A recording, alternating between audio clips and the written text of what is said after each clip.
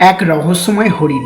শহরের কোলাহল থেকে দূরে এক পাহাড়ি গ্রামে আসে এক প্রকৃত প্রেমী। গ্রাম ঘেঁষা অরণ্যের রহস্যময়তার গল্প সে শোনে স্থানীয়দের কাছে। সকালে সে ক্যামেরা হাতে জঙ্গলে প্রবেশ করে। হঠাৎ গাছের ফাঁক দিয়ে এক সাদা হরিণ দেখা যায়। হরিণটি তাকায়, থেমে থাকে, তারপর মিলিয়ে যায় পাতার আড়ালে। পরদিন আবার জঙ্গলে ঢুকে পড়ে। কিছু দূর এগিয়ে সেই সাদা হরিণ আবার দেখা দেয়। এবার একটু কাছ থেকে দেখা যায় রূপালী ঝিলিক, গভীর দৃষ্টি। হরিণটি একদিক দেখিয়ে হেঁটে চলে যায়, মনে হয় যেন কিছু দেখতে চায়। অনুসরণ করে পথ ধরে হেঁটে যায় পাহাড়ের ভেতর দিকে। গ্রামে ফিরে স্থানীয় এক বৃদ্ধের সঙ্গে কথা হয়। বৃদ্ধ বলেন, বহু বছর আগে রাজকন্যা হারিয়ে যায় এই জঙ্গলে। কেউ বলে তার আত্মা রূপ নিয়েছে হরিণে। কেউ ভয় পায়, কেউ প্রার্থনা করে। হরিণের দেখা পাওয়া মানে কোনো রহস্যময় ডাক পাওয়া, বিধাতার কোনো ইঙ্গিত। রাতে ঘুমের মধ্যে দেখা যায় এক পুরনো মন্দির, পাথরের গায়ে খোদাই, আর সেই সাদা হরিণ। হরিণটি গোপন দরজার সামনে থামে, তারপর অদৃশ্য হয়ে যায়।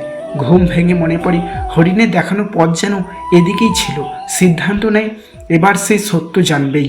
প্রস্তুতি নিয়ে আবার প্রবেশ করে জঙ্গলে। হরিণটি আবার সামনে আসে, এবার আরও গভীর নিয়ে যায়। বড় বড় গাছের ছাওয়ায় এক লুকানো সিঁড়ি চোখে পড়ে।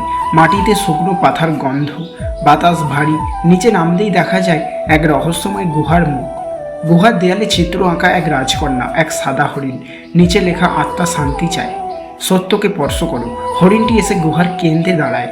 মৃদু বাতাস বয়ে যায়, মনে হয় এখানে কোনো অতীত আটকে আছে যা মুক্তি চায়। মনের ভেতর এক তীব্র টান অনুভব করে।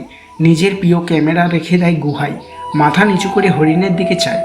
হরিণও তাকায়, চোখে শান্তি। বাতাস থেমে যায়, সময় যেন এক মুহূর্তের জন্য স্থির হয়ে পড়ে।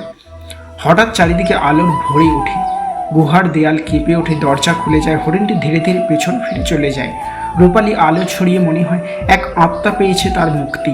গুহা থেকে বেরিয়ে দেখে সেই সাদা হরিণ এক টিলার ওপর দাঁড়িয়ে। একবার ফিরে তাকায়, তারপর মিলিয়ে যায় ধোঁয়ার মতো। বুকটা ভারী হয়ে আসে, কিন্তু মনটা শান্ত। এক যুগের রহস্য যেন শেষ হলো। গ্রামে ফিরে এসে জানে কিছু একটা গভীরে গিয়েছিল, একটা রহস্য উদ্ঘাটন, একটা আত্মির শান্তি।